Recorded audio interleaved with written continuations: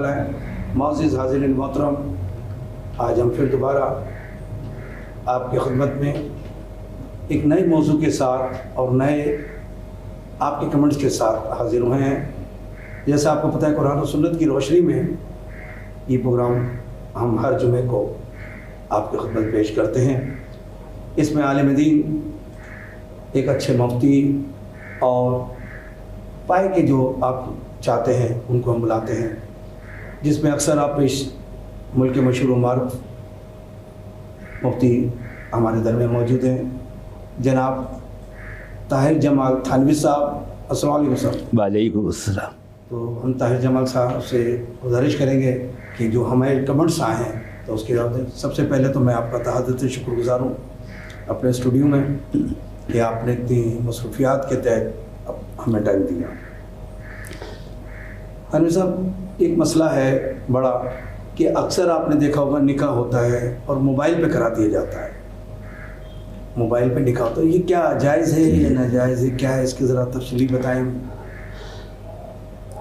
देखिए, मसला ये है कि जिन दो फरीक़ैन के माबैन ये कॉन्ट्रैक्ट हो रहा है और ये एक रिश्ता कायम हो रहा है, उसमें जो फरीक़ैन है वो उन दोनों का मौजूद होना ज़रूरी है।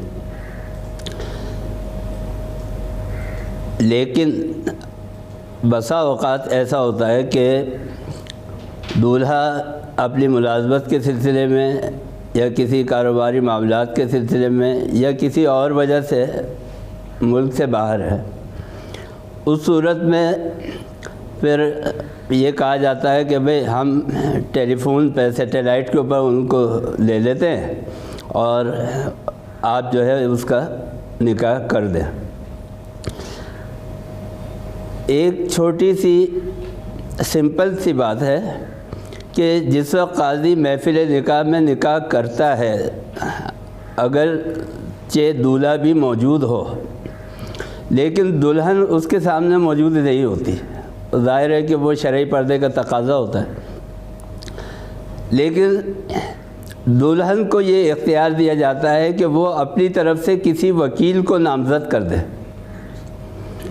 वो वकील दुल्हन से इजाज़त लेकर और काजी के सामने उसकी इजाज़तनामे को रखता है कि मुझे लड़की ने इजाज़त दी है, लिहाजा आप उसका निकाह जो है वो लड़के के साथ कर दें।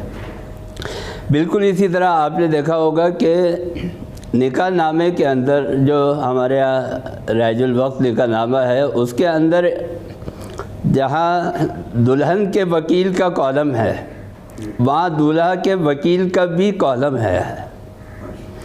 इसका मतलब ये है, बल्कि मुझे खुशी है इस बात की कि मेरी मालूमात के मुताबिक अहले तशय्यो हज़रात के अंदर ये रिवाज भी है कि वो दूल्हा की तरफ से वकील मुकर्रर करते हैं और वो वकील जो है वो दूल्हा के बिहाफ के ऊपर कबूल करता है, अगरचे दूल्हा मौजूद भी हो।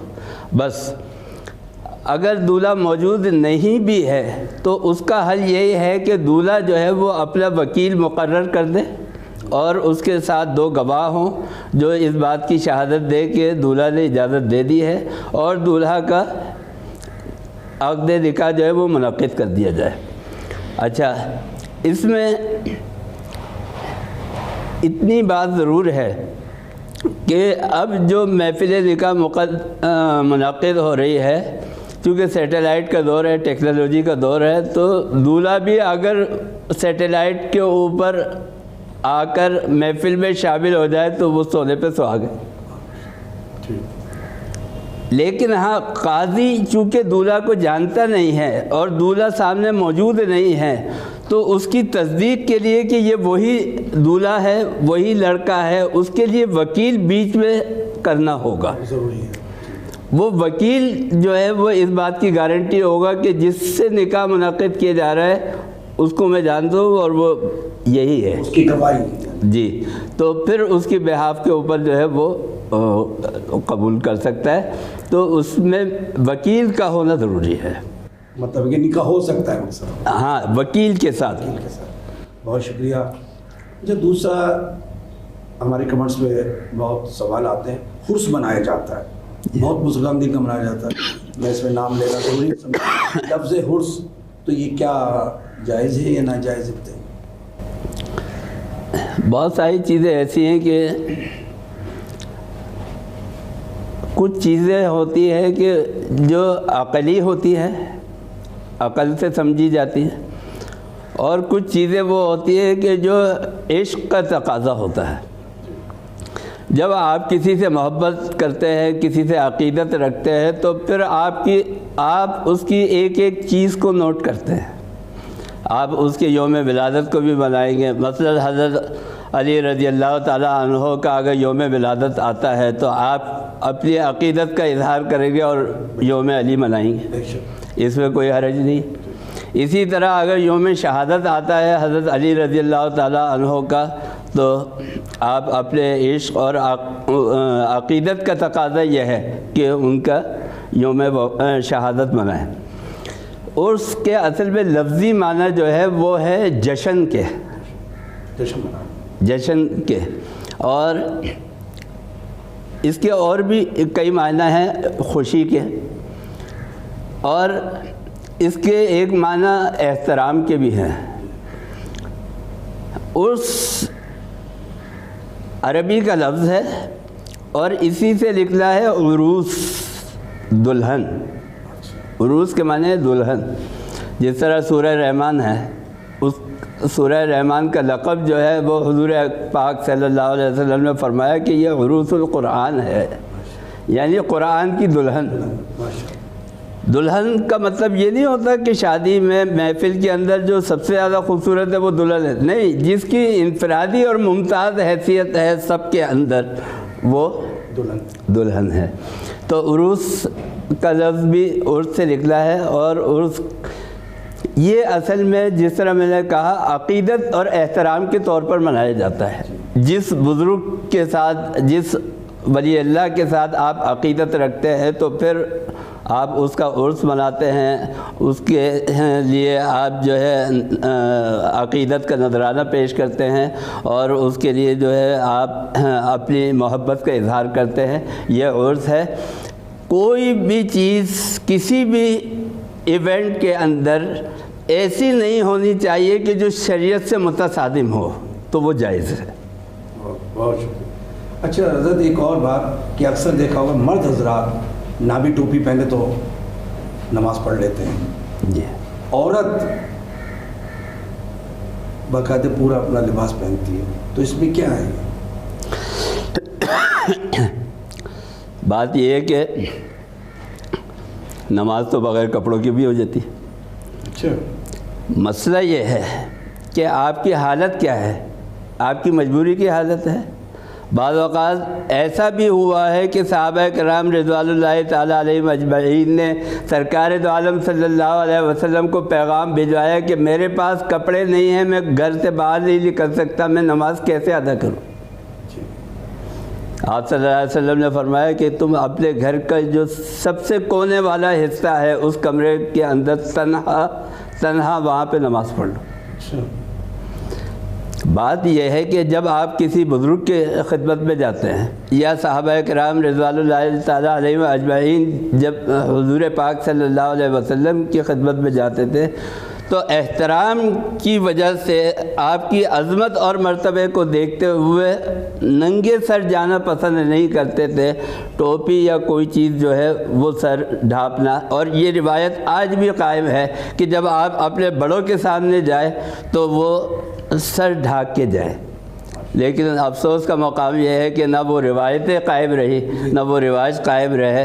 لیکن ادب کا تقاضا یہ ہے کہ آپ اللہ کے دربار میں جب حاضر ہو رہے ہیں تو ننگے سر حاضر نہ ہو، چونکہ جب آپ اپنے خاندان کے بڑے اور بزرگ کے سامنے ننگے سر آنا پسند نہیں کرتے، تو اتنے بڑے خدا اور اللہ کے سامنے آپ ننگے سر آنا، یہ اللہ تعالیٰ کی بھی توہین ہے اور یہ بے ادبی ہے۔ تو لہذا کسی مجبوری کے بغیر، اگر کوئی مجبوری نہ ہو تو ٹوپی پہننا چاہیے، اور اس کے ساتھ عمامہ بھی سنت ہے، لیکن کم از کم ٹوپی سے سر ڈھانکنا ضروری ہے۔ بہت اچھا، مطلب دیکھیں نا آپ نے واضح بہت کچھ بتا دیا۔ میں نے تو صرف سوال کیا تھا کہ ٹوپی نہ ہو، مگر آپ نے اتنا واضح کر کے سوال کیا ہے، بہت اچھے۔ اچھا دوسرا حضرت اکثر دیکھا جاتا ہے پیر حضراتوں کے پاس یا مولوی حضراتوں کے پاس جاتے ہیں، وہ ایک تعویذ لکھ دیتے ہیں، جائیے اولاد ہو جائے گی، جائیے بڑا پیسہ آ جائے گا، جائیے ہو جائے گا، تو یہ جائز ہے تعویذ؟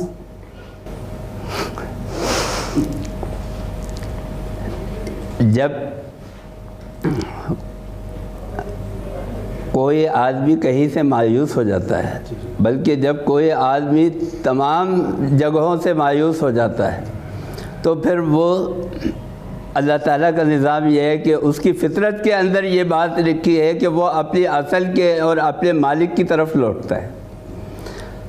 جب آپ کو اسپتال کے ڈاکٹر کسی مریض کو جواب دے دے کہ بھائی اب آپ اس کے لیے دعا کریں، تو اس کا مطلب یہ ہے کہ اب ڈاکٹر نے تو ہاتھ کھڑے کر دیے، لیکن وہ بھی یہ بتا رہا ہے کہ ابھی ایک راستہ موجود ہے، اپنے مالک سے رجوع کر لو۔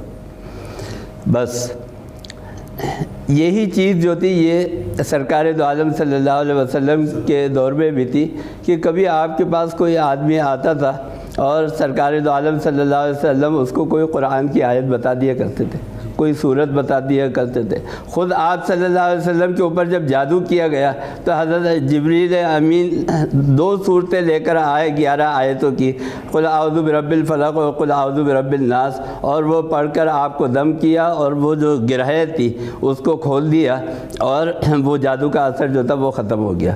اس کا مطلب یہ ہے کہ تاثیر تو ہے، قرآن ظاہر اللہ کا کلام ہے، اس میں بھی تاثیر ہے، اور اگر تعویذ کے اندر اللہ کا کلام لکھا ہوا ہے تو پھر اس کا اثر بھی ویسے ہی ہوگا جیسے قرآن کا اثر ہے، کیونکہ وہ جز ہے اس کا۔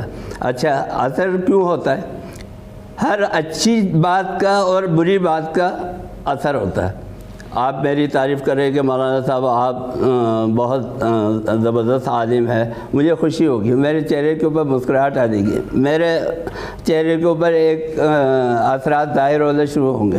لیکن کسی آدمی سے کسی کا جھگڑا ہو جائے، وہ اس کو گالی بکے تو وہ کہے گا گالی نہیں بکتا، بولتا ابھی تمہارا منہ توڑ دوں گا۔ اس کا مطلب یہ کہ اس کا بھی اثر ہوا، جو اس نے بری اور غلط بات کی اس کا بھی اثر ہوا، اور جو اچھی بات کی آپ نے اس کا بھی اثر ہوا۔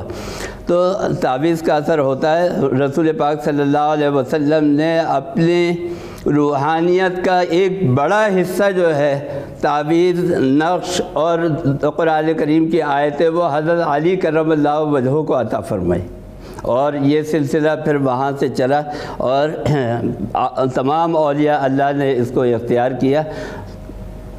قرآن کریم کی حد تک قرآن کا تعویذ، قرآن کی آیت کا تعویذ، قرآن کی آیت کا درس یہ تو ٹھیک ہے، لیکن کوئی ایسی چیز کہ جو شرک کے اندر آتی ہو وہ جائز نہیں۔